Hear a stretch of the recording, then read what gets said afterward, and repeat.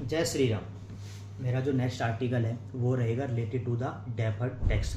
ठीक है, income tax में जब भी हम आईटीआर फाइल करते हैं तो अपने को डेफर्ड टैक्स क्रिएट करना पड़ता है। क्यों? क्योंकि जो हम अकाउंटिंग इनकम होती है एज वेल टैक्सेबल इनकम, उसके बीच में डिफरेंस होते हैं कि बुक्स में तो हम बहुत सारे एक्सपेंस क्लेम करते हैं, बट इनकम टैक्स में वो खर्चे की वजह से डिसअलाउड हो जाती हैं। तो जैसे प्रीवियस वीडियो मैंने ESI PF LWF में आपको बताया था कि एम्प्लॉय कंट्रीब्यूशन अगर ड्यू डेट मैंशनड है जो रेस्पेक्टिव एक्ट में, और उसके बाद अगर पे करते हो डिसअलाउ हो जाता है। ठीक है, तो ऐसे बहुत सारे केसेज होते हैं कि हम इनकम टैक्स में एक्सपेंस नहीं दिखा सकते, तो जिससे आपकी टैक्सेबल इनकम बढ़ जाती है, आपको गवर्नमेंट को एक्स्ट्रा टैक्स पे करना पड़ता है। तो बुक्स में क्या था, इनकम 1 करोड़ की हो, बट इनकम टैक्स में इनकम 1.5 करोड़ बन जाती है, तो 1.5 करोड़ पर टैक्स देना पड़ता है। क्यों? क्योंकि 50 लाख पर डिसअलाउ हो जाता है।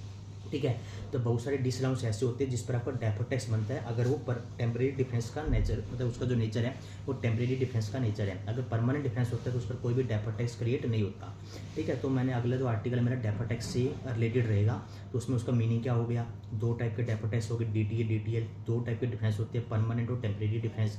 ठीक है, अभी इन सब का क्या मीनिंग होता है, फिर कब DTA क्रिएट किया जाएगा, कब DTL क्रिएट किया जाएगा, किस रेट से क्रिएट किया जाएगा, सरचार्ज लगेगा नहीं लगेगा, प्लस आपको सेस लगेगा नहीं लगेगा। कि हमने बोला कि कोई चीज़ डिसअलाउ है उस पर डेफर्ड टैक्स क्रिएट होगा, मान लो 1 लाख रुपये पे DT क्रिएट करना है तो रेट क्या लेंगे, मान लो 10%। फिर क्या सरचार्ज लेना होता है नहीं लेना, या लेना ही नहीं होता कभी भी, या कब लेना है कब नहीं लेना, सेस का रेट लगाना है नहीं लगाना। तो रेट मैंने कवर किए हैं, किस अमाउंट पर डेफर्ड टैक्स क्रिएट होगा, क्या रेट लगेगा, फिर सरचार्ज सेस लेना है या नहीं लेना, लेना तो कब लेना है, क्या उसकी कंडीशन है। फिर कुछ मैं उसमें एग्जांपल कवर करूंगा कि डेफर्ड टैक्स एसेट्स क्रिएट करना है या DTL क्रिएट करना है। फिर डेफर्ड टैक्स एसेट DTL उसकी क्या एंट्री होती है, इसमें से एक अपनी इनकम होती है, एक एक्सपेंस नेचर का होता है।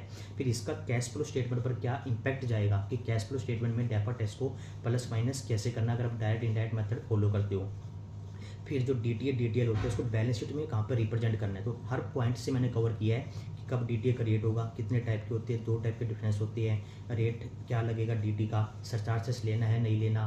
ठीक है, इनकी एंट्री क्या रहेगी, करंट ईयर में हम डेफर्ड टैक्स बनाएंगे, फ्यूचर में इसको रिवर्स करेंगे तो क्या एंट्री रहेगी, कैश फ्लो स्टेटमेंट में क्या इंपैक्ट होगा, बैलेंस शीट में इसको करंट एसेट्स है, current liability, non current assets, non current liability, मतलब जहाँ पे भी है कहाँ पर डिस्क्लोज करना है। तो मैंने बैलेंस शीट का पॉइंट भी कवर किया है कि बैलेंस शीट डिस्क्लोजर, मतलब बैलेंस शीट में कहाँ पे डिस्क्लोज करना है, कैश फ्लो स्टेटमेंट में कहाँ पे डिस्क्लोज करना है, इनका मीनिंग हो गया, रेट हो गया। ठीक है, बहुत सारे एग्जांपल और बहुत सारी सिचुएशन भी बताऊंगा 15 से 20 जिस पर डेफर्ड टैक्स क्रिएट होगा और किस पर कभी भी क्रिएट नहीं होगा। तो ये सब पॉइंट मैं अपने आर्टिकल में कवर करूँगा। ठीक है, और आर्टिकल पब्लिश होने के बाद आपको कोई भी डाउट हो तो कमेंट या मेरे को मेल कर सकते हैं। ठीक है, तो आप वीडियो आर्टिकल अपने फ्रेंड्स को शेयर कीजिएगा, कोई भी डाउट हो तो आप पूछ सकते हो। Thank you. जय श्री राम।